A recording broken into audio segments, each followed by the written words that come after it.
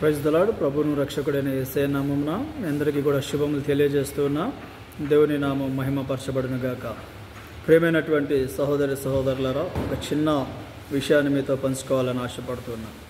ఈ దినాన గడిచిపోయిన సమయాన్ని బట్టి, గడిచిపోయిన దినాన్ని బట్టి, చేజారిపోయిన అవకాశాన్ని బట్టి, కోల్పోయిన దీవెనను బట్టి, లేదా కోల్పోయిన వ్యక్తులను బట్టి, లేదా కోల్పోయినటువంటి ఆశీర్వాదాలను బట్టి బాధపడుతున్నావా, కుమిలిపోతున్నావా? ఒక చిన్న మాటని దినాన మీతో చెప్తున్నాను. నీవుగా చేసిన ప్రయత్నాలలో ఓటమి నీకు కలిగి ఉండవచ్చు. నీవు చేసిన ప్రయత్నాలలో నీవు కావాలనుకున్న దాన్ని కోల్పోయి ఉండవచ్చు. అయితే నీవు కోల్పోయిన వాటిలో నీకు తిరిగి స్వాధీనపరచడానికి నా యేసయ్య నీతో పాటు సిద్ధంగా ఉంటూ ఉన్నాడు. అది ఎలా సిద్ధంగా ఉన్నాడో తెలుసా? ఆయన నిన్ను ఎంతగానో ప్రేమిస్తున్నాడు. బైబిల్లో చూసినట్లయితే లాజర్ అనేటువంటి ఒక వ్యక్తిని యేసయ్య ప్రేమించాడు. వారి అక్క చెల్లెలు మార్తా మరియలను కూడా ప్రేమించాడు.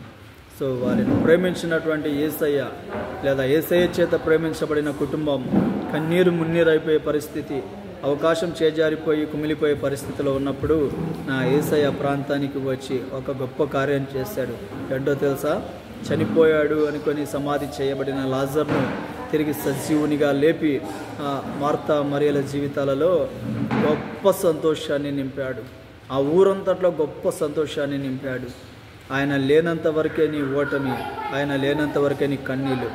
ఆయన నీ జీవితంలో వచ్చాడంటే నీకు ఏ కొరత ఉండదు, ఏ కొదువ ఉండదు. నిన్ను సమృద్ధి చేత ఆశీర్వదించడానికి ఈరోజు నా యేసయ్య సిద్ధంగా ఉన్నాడు. ఎందుకో తెలుసా? Jesus loves you. యేసు నిన్ను ప్రేమిస్తున్నాడు. సహోదరి సహోదరుడా, నా యేసయ్య నిన్ను ప్రేమిస్తున్నాడు. ఆయన ప్రేమలో నీకు సమస్తము సాధ్యము, సమస్తము నీకు సాధ్యపరచునుగాక.